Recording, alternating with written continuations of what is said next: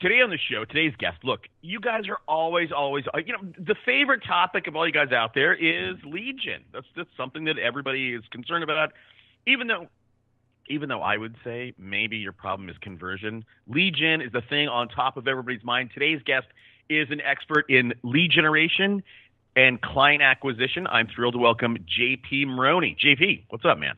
Hey, man, I'm glad you had me on. I'm excited about this one. Good. Okay, look, before we get into everything that you've done and you are doing, take a minute and tell us a little bit about who JP is. Serial entrepreneur. I noticed you had that on some of your stuff too. I've been building companies now for 27 years.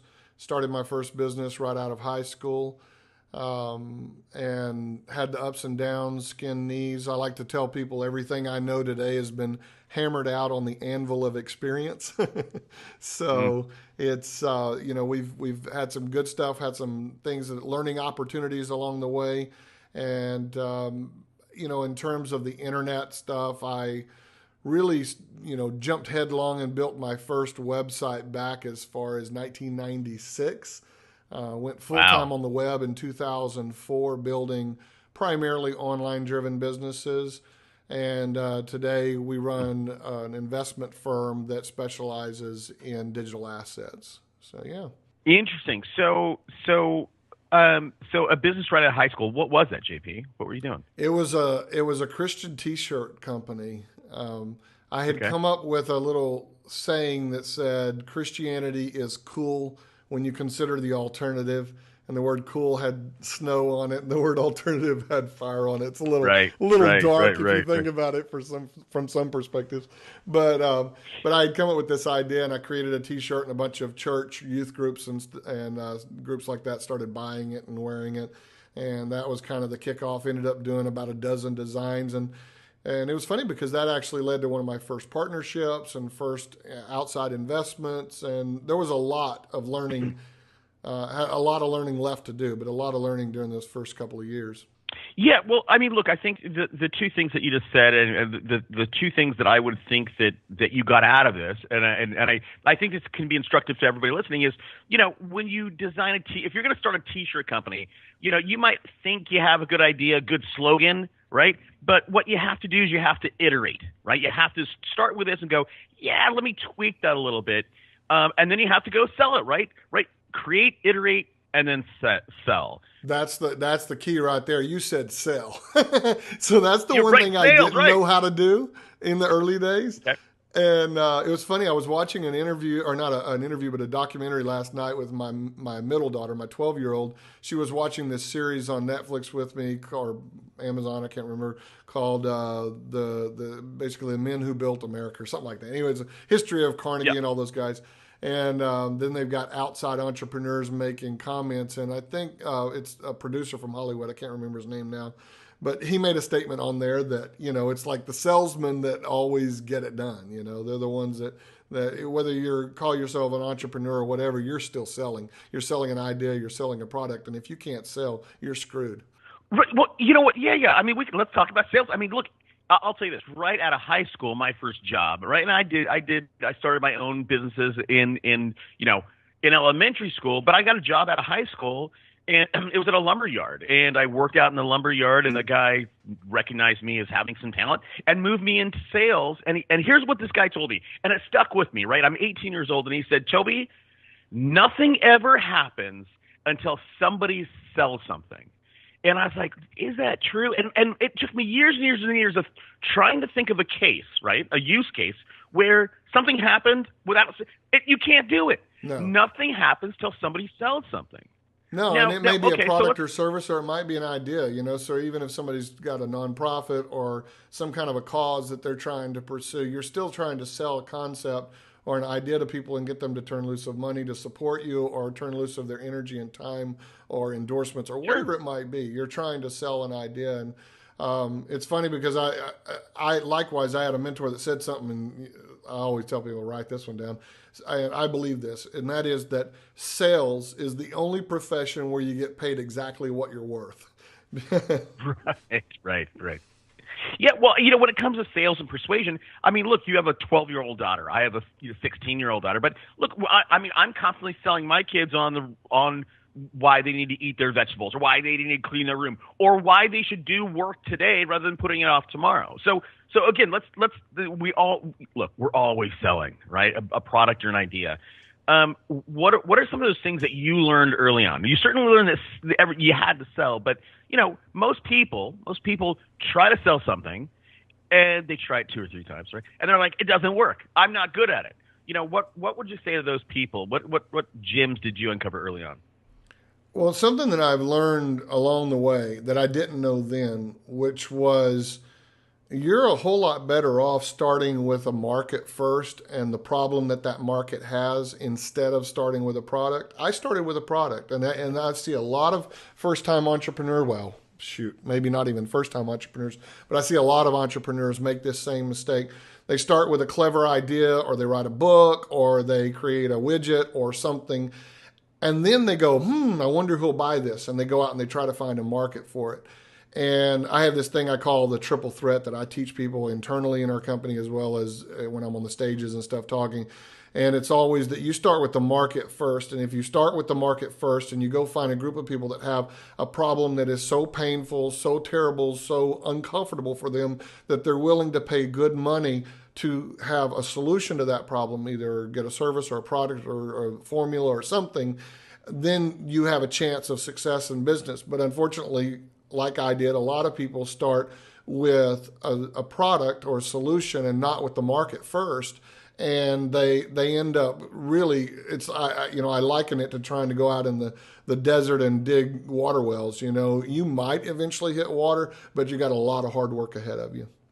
Well, yeah, I mean, it's a lot like your T-shirt company, right? I mean, a lot of people will fall in love. My wife is a perfect example of this. She loves to create slogans, and she's like, oh, that's cute, and she says, oh, she comes up with a slogan and then an idea, but she never tests it with the market, and it drives me crazy because she's like, oh, I'm going to do this, and here's what I have to spend to create the infrastructure to then start this business, and I'm like, wait. Go sell it first. Go get ordered to pitch people your idea. Sell it, then go out and spend money. Make sure that other people think your idea is as good as you do. So look, and really what you're talking about, I think, JP, is in a lot of ways, right? Finding a niche, finding that thing that you're going to fill, finding that thing you're going to solve. Well, most people are scared of finding that niche, or they don't know how to find that niche. Yeah, there's problems all around us. There's a sort of a two-edged sword of finding a need or a problem that you're experiencing. So if you go back to like Reed, what's his name, the Hoffman or whatever that started the guy that started Netflix. So at least allegedly, the legend says that he was standing in line and paying his high return fees and late fees, and like all of us did with Blockbuster back then, and that he wanted to come up with a better way. And so there's a lot of folks that do that. They'll come up with a product based on solving their own problem, and then sometimes that does work out. There's also that other side of that sword, which is sometimes thinking that you're the market is a problem. And so trying to compare your feelings and your emotions about something to what the rest of the market, would think or buy or whatever. And you nailed it. You said, go out and try to sell the idea. I'm not the first one that's come up with the idea of like a minimum viable product or something that you can at least get out there in front of people and see, will they exchange money for it? And if they're willing to exchange money for it, then you might have a chance. Even if you can get 1 or 2 or 3 people, I always say, well, if you can do that, well, then maybe it's scalable, right? Because especially the world is so much smaller now by being able to reach them through the internet. You're literally one Facebook ad away or whatever. If you go back to what Tim Ferriss did when he was putting out the 4-hour work week, a lot of people that have read that book, read him talking about where he tested titles for that book to see what people would respond to. And the internet has definitely made it easier for us to test ideas to at least see if people will react to it. Right, right, and so I know that story, but not everybody does. I mean, you're talking about minimum viable products. Most people in the startup, the internet world know the lean startup book. They know all that stuff. The people listening today, real estate people, unfortunately, look, here's the problem, right? Real estate is this old, stodgy industry historically, Right. and when it comes to technology, the industry itself has not kept up. And because of that, in a lot of ways, people in the industry are a little bit maybe not as technically savvy as certainly as somebody in the valley. So can you explain that story of how Tim went about finding the right title for his best-selling book? I don't remember what his original thoughts were on titles, but I know what they were quite. If you look at them now, they seem really subdued compared to the 4-Hour Work Week. Now, we all know that the 4-Hour Work Week has kind of backfired on him at times, right? Where everybody goes, "Oh, what do you mean 4 hours? You're no way you're getting all what you're doing in 4 hours." And he's like, "Well, no, I don't only work 4 hours a week. That wasn't the point. The point was that there's a way to leverage automation and people and tools Right. and resources to get more done." And if anybody can see the big picture of the book, then it makes sense. But he did test other ideas, and what he did, in marketing, which is what we do, you do it as well.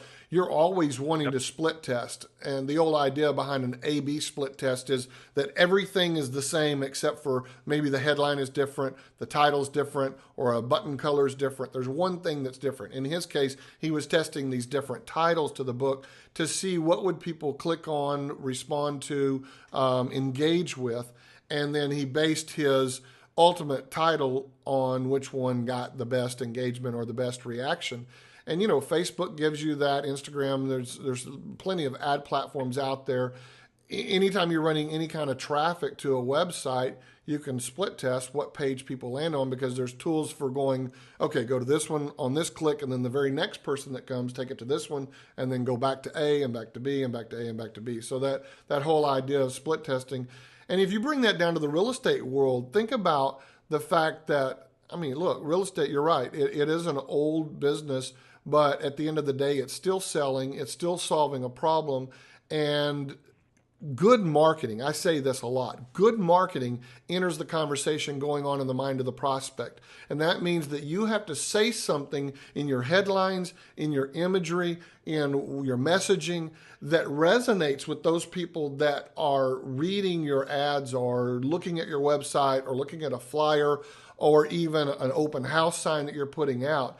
And whatever you say in that marketing message, especially in the headline, which is what everybody reads or most people read, if your headline says something in a way, not just what it says, but how it says it in a way that resonates with your target prospect, well, then you have a chance. But if you're saying something in a way that doesn't resonate with them, that's not in the same words, basically that they repeat the problem to themselves over and over in their mind, then there's a disconnect. Exactly. Yeah, I 100% agree. And let me just jump in here real quick. So, with Tim Ferriss, for example, what he did, one of the things that he did was he went to Barnes and Nobles. He had these different title ideas, created fake covers, right? And he put his book, in Barnes and Noble, they have the table with all the, with all the books. So he'd take a book, put his fake cover on it, and set it there, and he just waited. And then he would switch it out to a different cover, and he waited and saw which book, as people were walking by, that they were attracted to, right? Which title. And that's how he ultimately came up with the 4-Hour Work Week. That's hilarious. I knew he had done some stuff online with ads. I did not know he did it in the physical world. That's hilarious. Yeah, that's funny. Yeah, that's what he did. And the other thing that you're saying, JP, is in marketing, you want people to say what you are saying, right? That's what Hollywood does. Hollywood knows they have a hit if when they test a movie, people are walking out repeating lines from the movie. That's when they know they have a hit. So look, let's go back to finding a niche real quick, because I think you're on to something here. And again, I believe most people have a problem saying, okay, this is what I do, right? If you're a tailor and you make clothes, if you made clothes for one-legged veterans, right? There's a lot of people who lose the leg out in the war, right? If you were the guy who did that, You're the only guy. You would be the guy, the most famous guy in the nation for creating clothes for these Army veterans, and people are scared to niche down that hard. What would you say? What advice would you give people who are like, I don't want to be the tailor who just creates clothes for Army veterans. I want to create clothes for men, women, kids, children, everybody. Right? That's a mistake. But how do you readjust people? Well, number one, you can ultimately do more than one thing, like have more than one audience, but trying to pursue all of them at the same time is a huge mistake, especially when a business is young. You only have so much resources, time, money, people, capability to, like money to run the campaigns, all of that. And if you're trying to be all things to all people, you're usually nothing to no one. Right. But there's nothing wrong with having multiple, like, so for example, take a real estate agent. They could obviously have a relocation campaign, right, where they're targeting people that are relocating to the area, and at the same time have a campaign that they're running to real estate investors, for example. So there's nothing wrong with that. But initially, when you're trying to grow your business, you've got to pick a track to run on and go out and give it enough time and money and energy to be able to get some traction, to be able to see if it's going to work or not. And unfortunately, what a lot of people do is they have a lot of false starts. So they'll go out there and they'll get started on something, and they'll maybe hear something on a podcast like this or at a conference, or a mentor or someone tells them something, and they go out and they start down that path, and then very quickly they abandon it, and then they go off to the next thing. And then then it's like the flavor of the week kind of thing. And so they're constantly changing gears, and they never give anything time to have traction. I agree. So what again? How would you tell people to go about it where they give an idea enough? What's enough runway, right? What's enough time? What's enough, I guess, fails for people to go, okay, yeah, this one clearly is not working. Let me go on to the next. I mean, and I know that's. Look, if somebody asked me that on a podcast, I'd be like, crap, man. I mean, I don't know what a good answer is to that. And so I hate doing that to you, but maybe you have something, maybe you don't, and that's fine. We can move on. Yeah, no, I actually do have an answer, and there's a good reason for it, because I've been saying this for years. Over the years when I've coached and consulted people, I used to offer consulting services to people like that, and then I've mentored people, and I always say 90 days is enough time to get some traction, but it's not so long that we're going to get sick of each other and feel like, we're in bed for life. And so I believe that 90 days or 12 weeks. And it's kind of funny. There's a great book out that you probably are well aware of. Brian Moran's book, The 12-Week Year, operates on that same idea too. It's the idea of that 12 weeks.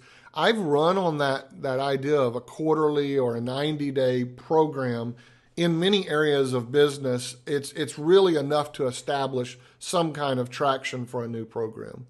Okay, I would agree with that. As long as you put enough money and time and energy into it, 90 days is clearly enough time to see if it works. I mean, in the internet world, I mean, if you're really running ads and you're A/B split testing, right? You're checking out different ads. I mean, you could really get it done in a week, right? 100%. Okay. Okay. So if you're talking purely ads, I'll take this to something that we do in our own business. We have a process we call test, scale, manage. And that's when we're trying a new campaign for the very first time in a niche that we're unfamiliar with. Maybe we know the market, but we're not familiar with this particular offer or something like that. So we're running it for the first time. We will allocate up to $500 a day for 10 days. And during that 10-day period of time, we know that our maximum exposure is $5,000. And we have an R&D budget that we've set aside for that. And so we know that's our maximum exposure is $5,000. But let's say, for example, that in the first day that we spend $500 and we only generate $200 worth of revenue or new business or whatever. Some people would say, oh, JP, you lost $300. You can't keep that up. But we call it buying data. We're finding out what works and what doesn't. And in the internet space with digital ads, the beauty of it is that every everything is trackable and measurable. Every click, every user, every visitor. I mean, everything is measurable. In the old days, Wally Waddles made a statement many, many years ago. He said, half the money I spend on advertising is wasted. I just can't figure out which half. But in the digital space, that's not true. If you're watching things and looking and using the tools, they will tell you what's working and what's not. And so we have this process where we're, quote, buying data. So we're spending $500 a day.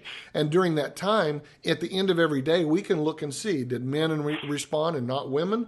Did men over a certain age respond and not under certain? Like, where people, what kind of people are responding.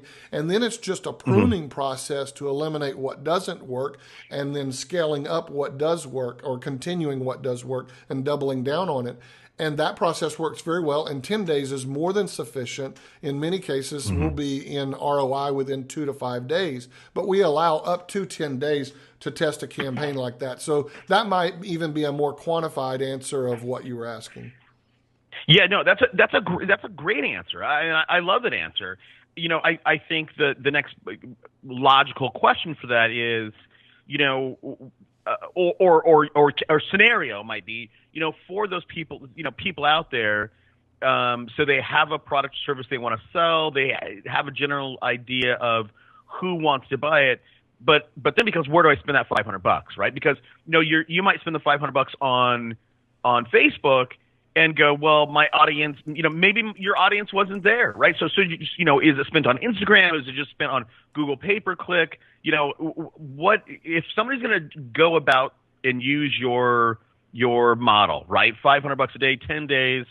How do you, in terms of platforms? Again, there's another very general question, but you know, where do you think people should start if they don't have an idea of which platform their demographic is playing with or on? Yeah, that question is a lot like saying, should you start driving Formula One cars or should you start driving NASCAR? Right, I know. And if you haven't raced before, the answer is neither. So, so that let me at least qualify the question or the answer to the question, and that is that if you know something about advertising online, then I would, depending on where your market is, and you can figure that out pretty quick. Facebook is a fairly low risk place to start.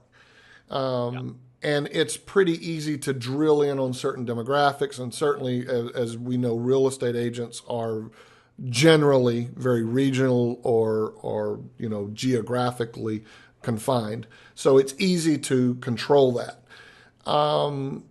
Google is the right Google. You know, there's Google Search, there's Google Display Network, and all kinds of stuff. There's YouTube.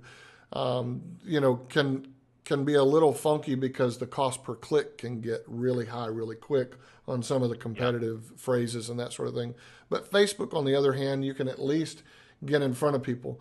But I would make sure that you at least, if you're going to try to do it yourself, which, you know, it's like, you know, doing your own dental work, probably not the best idea. But if you're going to try to do it yourself and learn it yourself, then I would do that. I would jump in, you know, like there's some Udemy courses out there that are, you know, they're always running sales. So usually $10, $20, you can buy a course on basics of running Facebook ads and at least jump in there and figure out how to run the beauty of it, as I said, is the downside risk. You know, Warren Buffett said rule number 1, don't lose money. Rule number 2, see rule number 1, right? Well, I think it applies if you're investing in your business as well, which is if you're going to go out there and advertise, don't start with a $500 a day budget. If I knew nothing about ads and I was just getting started and I was trying to kind of follow along somebody's template of learning ads, then I'd probably start with a $10 or $20 a day budget. And in a local market, that's actually not bad. You know, like if you're running ads for a local real estate brokerage, $10 or $20 a day, actually, you can get in front of a decent number of people or a decent percentage of your market. So I would start there. And I would say, look, I'm looking at this like I would go, you know, one step above going to Vegas and dropping it, you know, all on red, right? So this is sort of a gamble, but it's a controlled risk. I'm inside these tight guardrails of $10 a day or $20 a day, and at least I can see if people will react to my messages.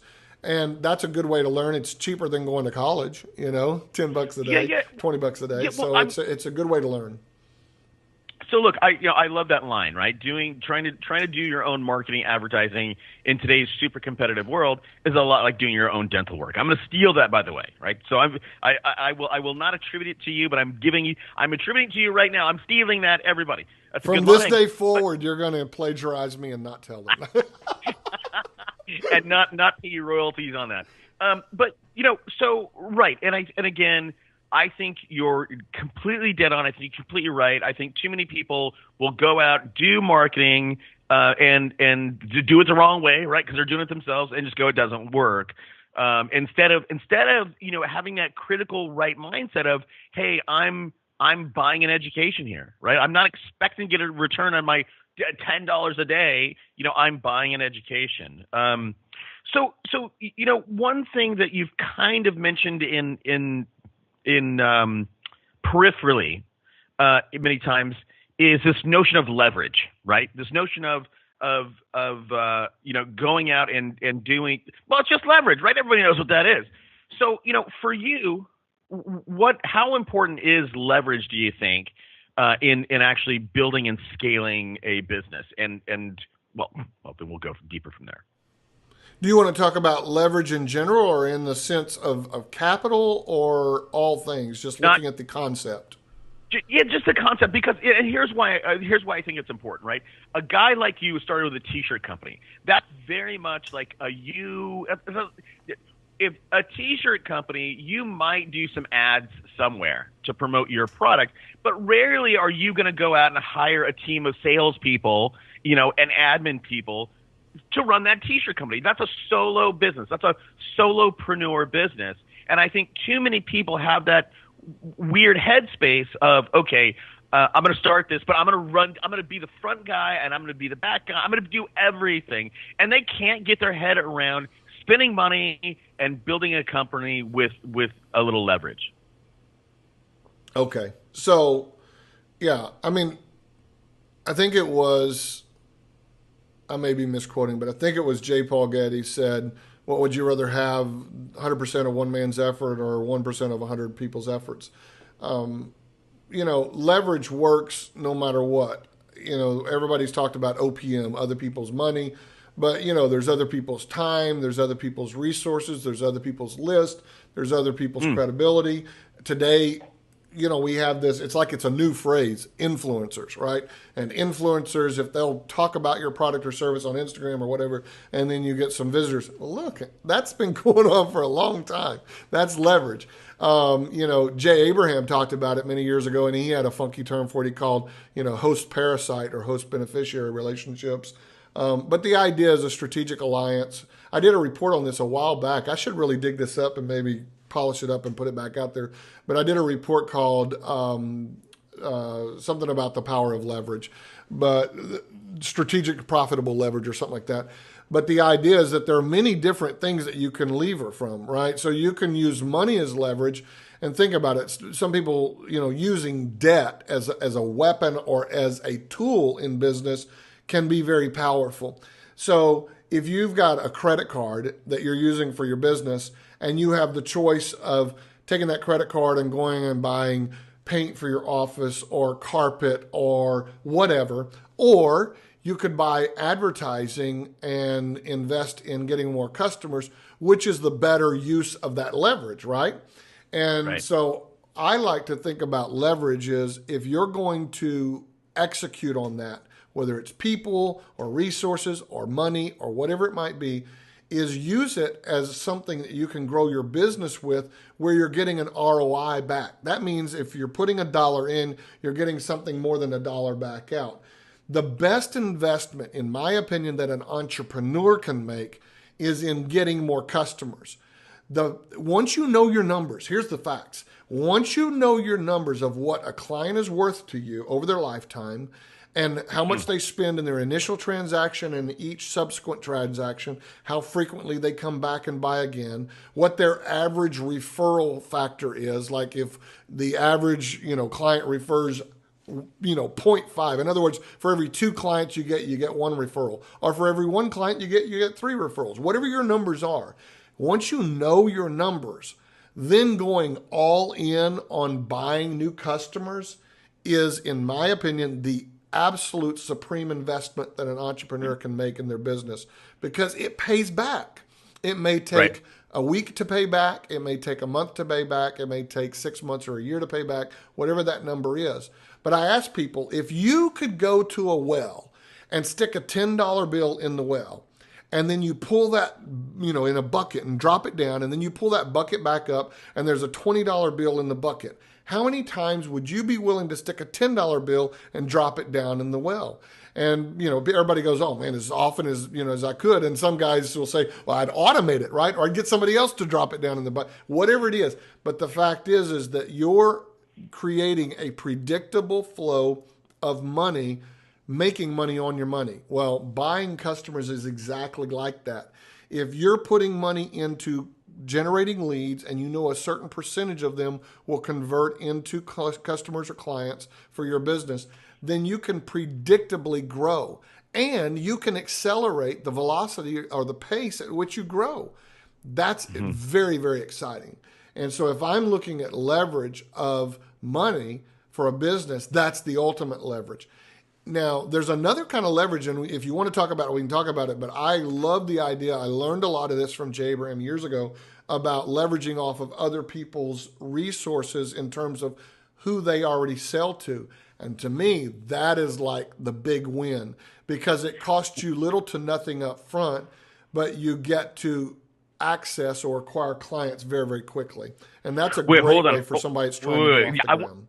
Yeah, JP, I do want to talk about that, but let's go back to because what you just said, man, is extremely profound.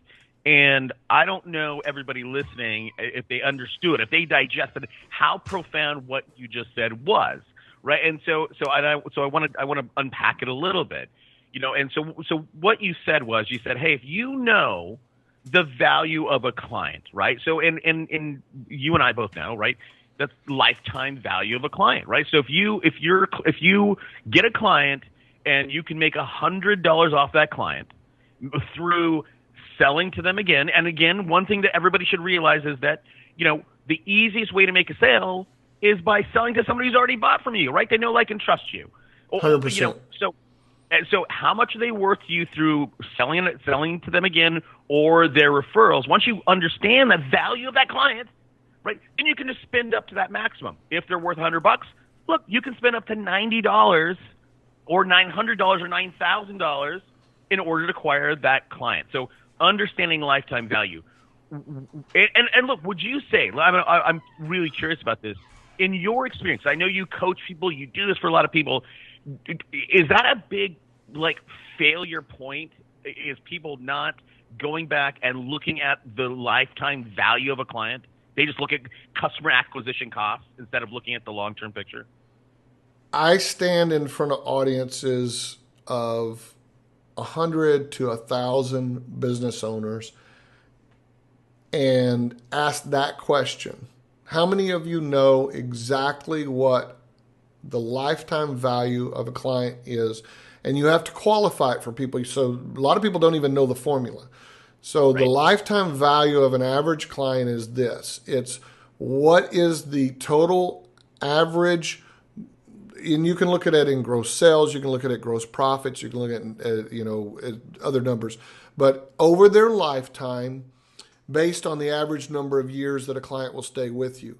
So I will give them the formula and I'll walk them through an example. Like you said, $100. I'll say, so let's say that the average client spends, $500 with you initially, and they do that twice a year. So that's $1,000, and on average, they stay with you 3 years. So that's $3,000, just for, example's sake. So the average client's worth $3,000. I've asked the question over and over again. I'm always surprised by the answer or by the lack of answers. Less than 20% of the audience, sometimes less than 5 or 10% of the audience. And we're talking a lot of them experienced, successful business owners that are doing, let's just say, anywhere from $1 million to 10, 15, 20 million a year in sales. Guys that have decent sized companies. They've been building it for a few years. They've got people working for them. They're investing money in advertising, And most of them don't know what the value is. Here's the other number that very few people know, and that is what is a average client costing them right now. Most people don't know that number. And the numbers are not hard to come up with. Like you could take the amount of money you've spent in new customer, not servicing existing. So for example, if you're doing barbecues for your clients or you're mailing out a newsletter to your existing clients, take that number out of it. Whatever amount of money you have spent in acquiring new business, trade shows, digital advertising, print advertising, whatever you're spending to get new business, direct mail, whatever it is that you're out there spending money on, add all those numbers up for the last 6 months, divide it by 6 so you know what your average monthly amount is, and then add up all the new customers that you've gotten, divide it by the 6 months, or if you want, you can take the total number for the 6 months and then the total number of new customers over the 6 months. That will tell you what it's costing you to get a new client. Most of the time, it's one of two things. They're surprised in both cases. Most of the time, they're either surprised because they realize they're not spending nearly enough money out there to accelerate their business growth. So they're relying off of referrals or they're coasting or whatever, word of mouth, their reputation in the market, etc. Or they find out that they're spending crazy sick amounts of money on average to get a new customer because they haven't been really investing in things that work or tracking what works and what doesn't and getting rid of what doesn't work. And so I've sat down with guys before and found out that the average client was worth, for example, I had one retailer one time, I sat down with him, we were talking, went over the numbers, and I was trying to convince him to do a particular campaign, which I did later. But when I was doing the numbers with him, we found out the average client was worth $2,400, and we found out that he was spending on average $400 to get a new client. And I said, think about this for just a second, Shannon. If you are already spending $400, whether you knew it or not, that means that we could go out there and spend up to that same amount of money and know that we were doing as good or better than what you're currently doing. But if you know the $2,400 number, then you could spend, as you said, if you wanted to, you could spend $2,399 and still make a profit. No one would ever want to do that. That'd be kind of a silly way to grow a business. But you would know that you could do that and still be profitable. Without knowing those numbers, you're flying blind. You absolutely don't know what you can afford to spend, and you don't know what you are spending to get a new client. One of the guys here in our team, he says all the time, no math, no money. And I believe that. I think that you absolutely have to know your math. You have to know what a client's worth. You have to know what you're currently spending. And then you have to also, some other numbers you have to know is what your conversion numbers are. So how many prospects or leads do you have to be in front of with your complete sales process? That could be a funnel. It could be taking people in a store or an office or getting them on the phone, whatever your complete sales process is. Going out, if you're a real estate agent, going out on an appointment for a listing or a buyer agent representation, whatever that might be.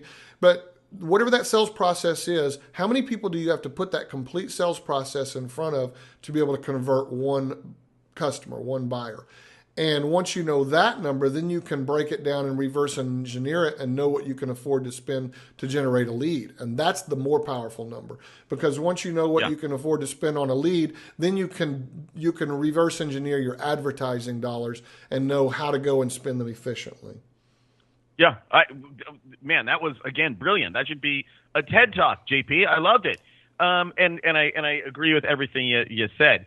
Let me throw something at you that I hear commonly, because we put what we do, JP, here, like how we support the show is, we put people on radio and television. So we're direct marketers, and we believe in direct revenue, right? You spend $1,000, we want to see you get earn a return. Now, when I'm talking with people and I'm looking at what they're doing, and I just like you, I commonly see people doing stuff that doesn't work, and I know it doesn't work. And I go, dude, stop that, right? Stop that. But people are so invested in, like, no, this is my idea, and I've been doing it for a long time. And I'm like, dude, just stop that. And here's what I will commonly hear, and it drives me nuts. I'll go, what's the return on that? Now, they don't know those numbers most of the time, right? And you said something, again, profound, right? If you are not measuring it, you can't manage it, right? Everything's math. right? If Right. we know how many people we need to get in front of, like we can literally reverse engineer it to know how many hours a day we need to work, right? If you can't measure it or not measuring it, you can't manage it. What would you say to those people who are spending money on marketing / advertising? It's not working, but here's their excuse to go, yeah, but it's good branding. What do you think about that? Because I hear it all the time. Yeah, it's good branding, or we're doing it for the exposure. Yeah. Right. Right. Yeah. Well, if you can't measure it, then how do you know if it's working or not? And if you are out there, if you have money to blow, okay, let's say that. If you have money to blow, then go for it. Do all the branding you want. But if you're like a lot of business owners where you need every dollar to pull its weight and every investment that you make into that company to produce some kind of a return on investment, then you absolutely need to be investing in something that is trackable and measurable. Some form of response. It could be someone filling out a form. It could be calls. It could be store visits. Every bit of this is measurable these days. There is nothing in the marketing space that you cannot measure. Even press coverage these days, and you mentioned radio and TV, and we haven't gone over your business model in detail, so I don't know completely what you do. But, if you're talking about PR type stuff, you can even put tracking links on stuff like that and have custom URLs that redirect. There's just a way to measure and track everything that you're doing so that it brings back the information that you need to know whether or not to continue investing in that or to not.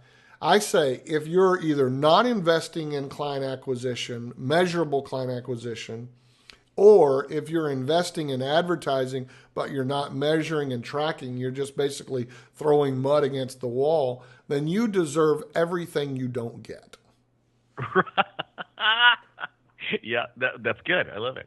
All right, man. So listen, JP, we got to start wrapping up. You seem like a very smart guy. You're actually smarter than I thought. Look, yeah, rarely it's on. I've been doing this for a while, and it's rare that I get a guy who is as well versed and just you're a smart guy, man.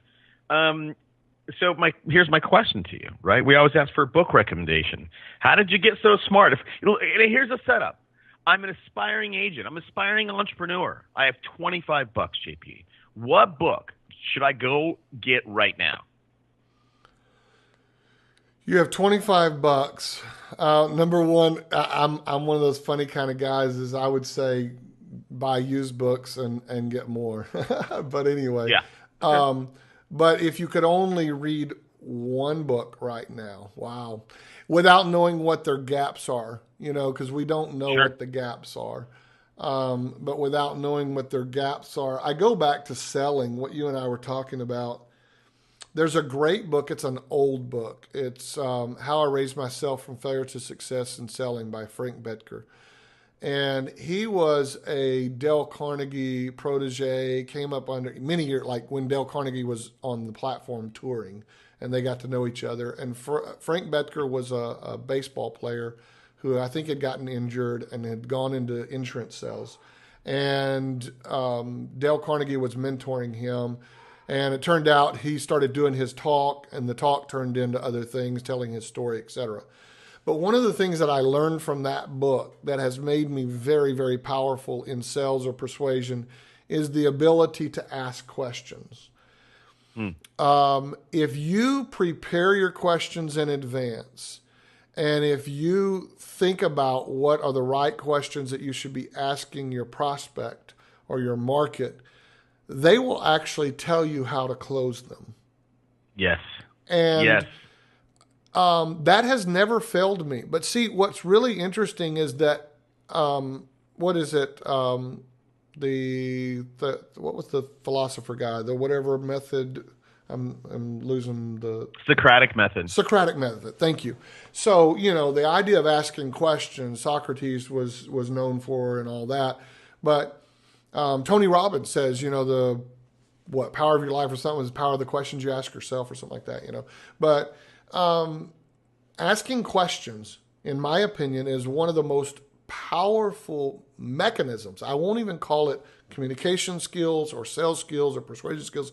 I think it's one of the most powerful more powerful methods or strategies that you can invoke into your life. Because if you learn to ask questions, number one, you can come up with the right answers for yourself from yourself. We all have knowledge that we're not tapping into. I even did, I think my video editor did an Instagram rant the other day about this on my Instagram, where I had put this question down to myself and put it in my Evernote and then went to sleep. And the next morning I woke up with the solution. And I advocate that idea of letting your mind go to work on things while you're asleep. Because if you ask the right questions, then you can arrive at the right answers. But see, that works with asking your market what they want or what their pains and frustrations are. So if you're investigating your market, you could write down all these questions like, where do they hang out? What do they read? What are their problems, challenges, frustrations? What are they going to sleep thinking about at night and frustrated with? What are they waking up upset and frustrated? You know, a lot of people talk about, the true meaning of success in business is to find a need and fill it. I think that's only partially right. I'd rather find a want and fill it than a need, because a lot of people need a lot of stuff that they'll never spend the money to fix, but they'll move heaven and earth to get what they want. And so, but you just got to get in the habit of asking the right questions. And I heard a guy many, many years ago on the platform. I'm trying to think of his name, Peter Daniels. He was from Australia, and he made a statement. He said, "He or she who asks the questions controls the conversation." And I love that, because whether you're talking to a kid, you were talking about your kids, you're selling them on eating their vegetables or whatever. But whether you're talking to your children, or whether you're talking to a spouse, or you're talking to a business partner, or you're talking to a prospective customer, or you're in a negotiation to buy a piece of property, whatever it is, contract negotiation, asking the right questions will make you the absolute supreme most powerful person that you'll ever be. And so I think the idea of asking questions originally came to me in reading that book, How I Raised Myself from Failure to Success in Selling. It'll certainly help the people that are in your audience that are trying to sell more real estate, but it's extremely powerful if you can adopt that mindset of constantly asking questions of others and asking yourself questions. That's awesome. So everybody, if you want to go get that book or any other, get a free copy on us. Just go to audibletrial.com/superagentlife. Go get it. Now, JP, I think you're right? Asking questions is super important. And here's what I would say, and I want to get your opinion because you're a smart guy, is I think the foundation of asking good questions, honestly, is really just being curious. Before we started this interview, your people, you asked me questions that, hey, what are the questions, right? What's the setup? And I never have any, right? I just get a feel for who you are, and I try to dig into, what you might know about or what you're interested in. And because I'm genuinely curious, and I think that's what makes this show good. For those people who believe you and say, yes, asking questions is a good foundation of selling or whatever, what mindset do they need to adopt? Because not everybody's good at this. Well, if you walk through, let's say you're going to use it for a sales process. This is something that's so applicable to anyone that's listening, because everyone has a meeting coming up. It may be coming up in an hour after you hear this podcast, or it might be coming up tomorrow or the next week. But everyone has a meeting that's coming up. What I would suggest is you just use the next meeting as an experiment. Whatever meeting, if it's a meeting with a team member or a partner, a business partner, or it's a meeting with a prospective customer or an existing client, sit down and walk through that meeting in your mind and figure out, where do I want this meeting to ultimately end up? What is my goal? And if your goal, like for you, like you said, your goal is to express that genuine curiosity and then just to dig in and find more. So you have some questions, I guarantee you, whether they're written down, they're kind of your go-to. Like you asked the one at the beginning, tell us about yourself, gets a person talking. But the fact is that if they think about their next meeting and literally close your eyes and walk through that meeting in your mind of how you want it to progress, how you think it might progress, and what information you need in order to produce the result that you want. So, for example, if you're trying to get a business partner to agree with you to invest money in doing a trade show, right? Y'all got to sit down and talk about this trade show, and you're going, look, I think the trade show is a good idea, and your business partner is going, but I think we should put our money in Facebook, right? So what questions do you need to ask yourself, and then what questions do you need to ask your business partner in order to advance your cause? And so you would think about, okay, so, John, how much money were you thinking about putting into the Facebook advertising? Well, I was thinking about so what were you hoping to get from that? How many, if you sat down, you could begin to write down a set of questions that at least would help you uncover what the other person's thinking, what the other person wants, and then to be able to maybe bridge that and say, well, how could we both get what we want? Or how could, what is the best move? What is the best method or movement forward for us? And that information only will come by asking the right questions. And so I suggest sit down, think through the next meeting. Where do you want the meeting to end up? What is the outcome you're looking for? And what are the questions that you need to ask to uncover the information that you would need to be able to close the deal or sell your point or get your point across? And if you experiment, the more you do it, the easier it gets. So and once you adopt that, it's funny because I have 3 daughters. So I have a 20, a 12, and a 7. And at the time of this interview. And my 20-year-old is in entrepreneurial studies at Florida Institute of Technology. She's a junior in college. And she came back to me the other day, and she was talking to me in front of her boyfriend, who's an engineering student who just went in, his internship is in the engineering sales for a robotics company. And so I was helping him prepare for a presentation. We were talking about this stuff. And she said, it's so funny because now that I'm old enough to see it, I see all this stuff my dad used to do to me when I was a kid with these conversations, because I would use questions. Instead of telling them what I wanted them to do or whatever, I'd say, well, what about this? Well, what about that? Well, if this happens, what do you think is going to happen? And if this happens, and if they do this, what do you think is going to be the outcome? And if you ask them, you can actually lead someone to make the right decision or conclusion if you ask the right questions. And that's why I love that Peter Daniels thing. He or she who asks the questions controls the conversation. And if you ever get in a corner, this will help people. If you ever get in a corner and somebody asks you a question, you can just say this. You know what? That's a very interesting question. Why do you ask that? Yeah. Whoa, that's a good one. Yeah, that's a good. I agree with you, JP. And I don't do this. Normally I disagree with people, and that's the kind of one of the things on the show here. But I agree with you. Ask questions. And here's the thing I would add. So ask good questions. Think about questions. And then listen, man. This is the problem. People ask questions, right? They know the outcome they're driving towards, and they do a good job of asking questions, and then they fail because they fail to listen. The other thing I'll tell you with my kids, I do ask them a lot, and my wife.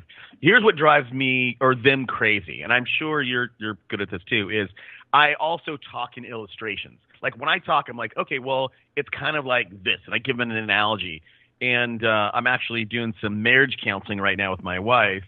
And when we're talking with the counselor, right, like I always use illustrations, and it's driving them crazy. It's driving the therapist crazy because she's like, you just tell me, right? Just stop, and I can't talk without using illustrations. So do you have that problem? This is me being curious. Do you talk in illustrations half the time? I do talk in illustrations a lot, but the other thing I do is I talk backwards, and my wife picks on me about that. So what do you mean?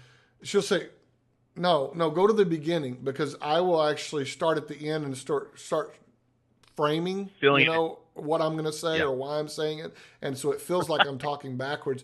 And what I'm trying to do is trying to prepare the person, and it's not like I'm trying to be like an NLP expert. It's just, it comes natural to me to like go out and then frame everything and then come back and say what I want to say.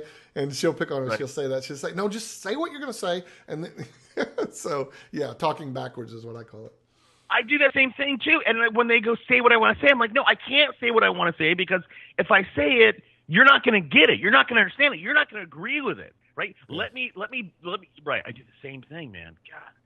Oh man, well, you're one of those guys, JP, that I could talk to for forever, but we have to end it. I'm going to try something that you said, right? You said you came up with a question, you put it in your Evernote, you went to sleep, and you woke up with a solution. I'm going to try that. I'm going to try that tonight, actually. Do you have any other daily habits or routines that you think have contributed to your success, JP? Well, writing things down is a big deal, and it's not just. I still carry an old style journal, even though I'm sort of torn between two worlds. So I put tons of stuff in Evernote, and I send myself notes in Slack, which we use for our team chat and stuff. But I also still write down. I was doing it this morning. I still write in a physical journal.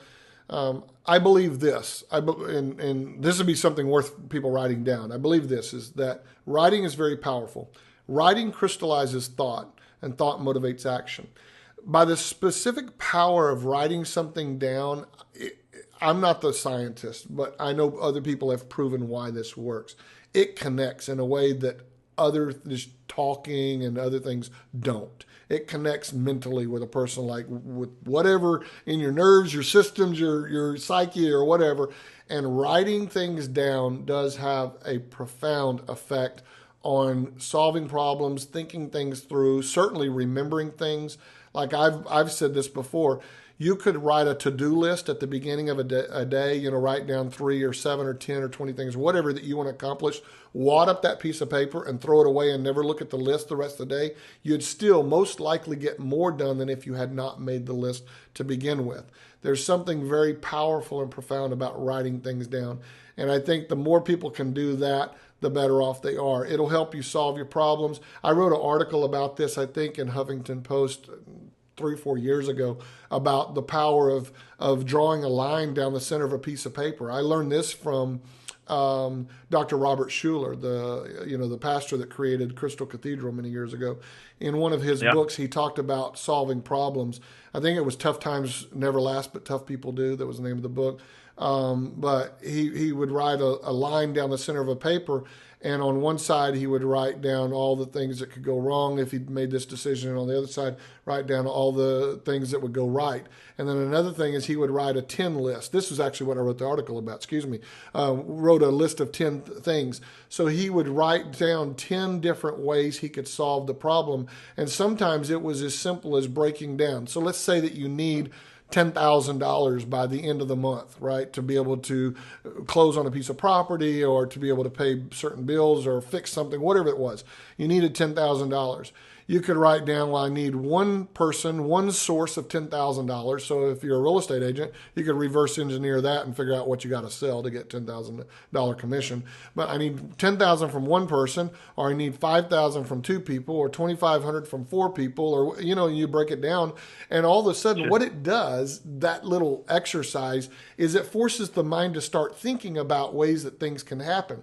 So many times, we're focused on why it can't happen. We're like, oh my God, I'm in trouble and I can't fix it, etc. But when you activate your mind and then you put your hand into action, writing something down of figuring out, okay, so if there were a solution, what could some of those ideas be? Writing that stuff down is massively powerful. Oh my God! That again, that could be its own TED Talk. Well, it was a Huffington Post article, but I will agree with you. And then we have to end. But I did that same thing when I was 27. I think I wrote some stuff down. Right? What do I wanted to achieve in life? And I wrote it down. I never looked at it again. And I was going to not to this is recent. I was going through my library, my bookcase, and I found this old journal, and I opened it. And I'd only filled in a couple pages, but the last entry was that page, right? All the things that I wanted to do, and then why I wanted to accomplish them, right? What I wanted to achieve, really. And man, I had achieved like 75% of those things, right? Some of the crazy things like, buy an island in Fiji, that was on the list. I didn't do that. Buy an airplane, I didn't do that. But but most of the other stuff I did do, and I'd not looked at that. I'd not looked at that in 20 years, man. So I agree with you. And again, when we get done with this, I'm going to go write down I have a journal. I just didn't write down today. So, hey man, JP, this is fun. This is very instructive. I think people are getting a lot out of it. For those people who are listening and they're like, man, I want to know more about JP. I want to do something with JP. I want him to coach me, work with me. Where can people find more about you, JP? I'm in all platforms, JP Maroney or at JP Maroney, and it's JPMaroney. I have a personal site and blog at jpmaroney.com. Our company's harborcity.com. But yeah, you can pretty much Google me, JP Maroney. And I'm everywhere: Instagram, LinkedIn, YouTube, Facebook, everywhere. So that is awesome. Everybody, go find JP and dig in. All right, man. Hey, I appreciate it. Let's stay in touch. Sounds good. I appreciate you having me on. Take care. Bye-bye. See you, man.